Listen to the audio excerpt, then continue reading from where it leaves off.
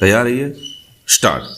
महोदय, यहाँ यह उल्लेखनीय है कि शीत युद्ध की समाप्ति व समाधान एशिया की घटनाओं तथा अफगानिस्तान से सोवियत सेना की वापसी से ही हुआ है। स्टॉप। अफगानिस्तान में लंबे अरसे तक चला युद्ध सोवियत संघ के अस्तित्व के लिए कष्टदायी और मुश्किल हो गया। स्टॉप। इस भयावह युद्ध से सोवियत सेनाओं की वापसी से अनेक घटनाओं ने जन्म लिया, जिनकी परिणति शीत युद्ध की समाप्ति से हुई तथा जिसमें जर्मनी का एकीकरण तथा सोवियत संघ का विघटन शामिल है। स्टॉप। संक्षेप में शीत युद्ध का और इस तनाव का एशिया की एकता पर दूरगामी प्रभाव पड़ा। स्टॉप। एशिया के सभी देश यह चाहते थे कि क्षेत्र में शांति बनी रहे। स्टॉप। चीन और सोवियत संघ का सीमा विवाद, चीन और वियतनाम का झगड़ा और भारत व चीन का सीमा विवाद उस समय की परिस्थितियों को स्पष्ट करता है। स्टॉप। इस तरह से पाकिस्तान पूरी तरह से थाईलैंड और फिलीपींस के साथ अमेरिका के खेमे में चला गया था। स्टॉप। जापान अपने आर्थिक और व्यापारिक संबंधों के कारण पश्चिम के देशों में सामीप्य स्थापित कर रहा था। इससे एशिया की एकता को एक नया धक्का लगा है, क्योंकि एशिया के देश अलग अलग खेमों में बट गए थे। स्टॉप।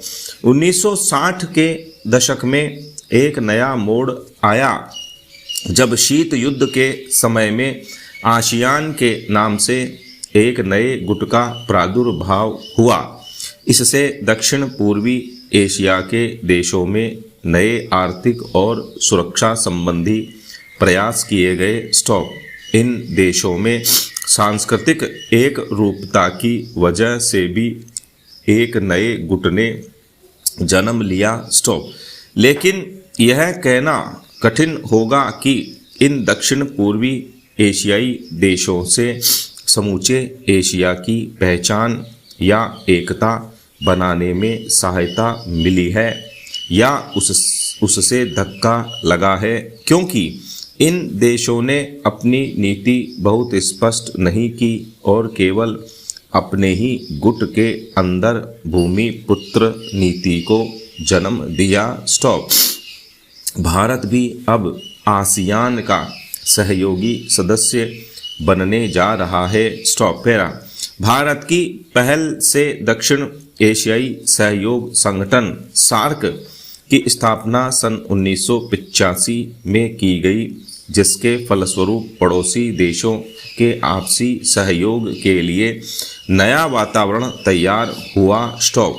यह प्रयास शनय शनय उपयोगी रूप लेता जा रहा है, जो एशिया की पहचान बनाने की ओर महत्वपूर्ण कदम है। स्टॉप।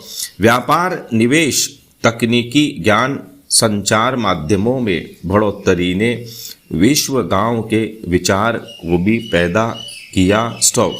बढ़ते हुए व्यापार, निवेश, संचार एवं विज्ञान की आधुनिक तकनीकों ने पूरी दुनिया में एक दूसरे पर निर्भर रहने के नए विचारों को जन्म दिया। स्टॉप।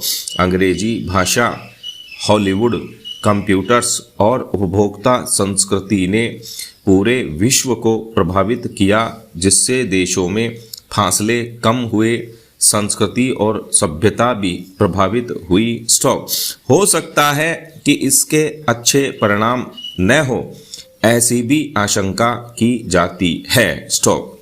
उदाहरणतः जापान दूसरे महायुद्ध तक अपनी संस्कृति और सभ्यता व संयुक्त परिवार जैसी आधारभूत सामाजिक मान्यताओं को केवल अपनाए हुए नहीं था, बल्कि उससे चिपटा हुआ था।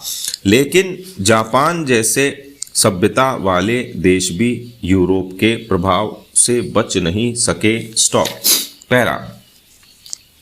महोदय, दूसरे शब्दों में आर्थिक, व्यापारिक, निवेश और तकनीकी कारणों से द्वितीय महायुद्ध के बाद और शीत युद्ध के दौरान एशिया के देशों में पुनः धुंधलापन पैदा हुआ। स्टॉप। लेकिन यह बात सही नहीं है कि एशिया की संस्कृति और सभ्यता को पश्चिम के प्रभाव और आधुनिकतम तरीकों ने नष्ट कर दिया। हाँ, एक धक्का जरूर दिया। स्टॉप। पर समय समय पर एशिया का यह रूप, एशिया की यह सभ्यता और संस्कृति बलशाली तरीके से उदयमान होती दिखाई देती है। स्टॉप।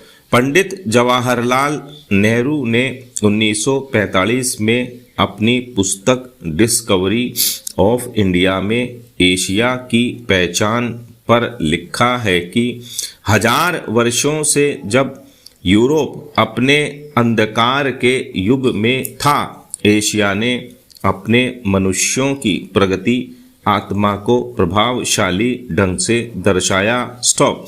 उन्होंने यह विश्वास भी जताया कि एशिया की संस्कृति और सभ्यता यूरोप की संस्कृति और सभ्यता से अधिक प्राचीन है। स्टॉप। आज के दिनों में भी चीन के नेता अपने यहाँ आध्यात्मिक क्रांति की बात करते दिखाई देते हैं और अपने आर्थिक विकास को भी प्रतिबिंबित करते हैं। स्टॉप। मलेशिया के प्रधानमंत्री भी बड़े गर्व के साथ मलेशिया के रास्ते की बात करते हैं और आधुनिकता और पारंपरिक संस्कृति के मिश्रण से मलेशिया का विकास करना चाहते हैं। स्टॉप।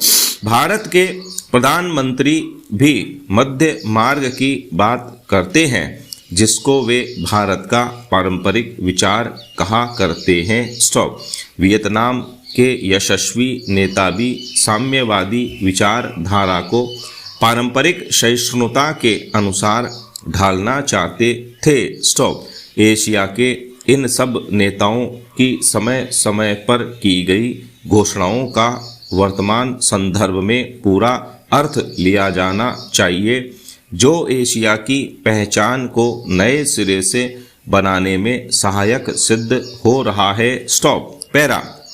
यहाँ यह भी बताना उचित होगा कि हाल के वर्षों में एशियाई देश, विशेष रूप से पूर्वी एवं दक्षिण पूर्वी एशिया के देश, एशिया के सुदृढ़ देशों के रूप में उभरे हैं और इन देशों के आर्थिक विकास की दर विश्व के किसी भी अन्य देश के आर्थिक विकास की दर से अधिक है तथा जिनके आने वाली शताब्दी में विश्व आर्थिक व्यवस्था के निर्माताओं के रूप में उभरने की आशा है। स्टॉप।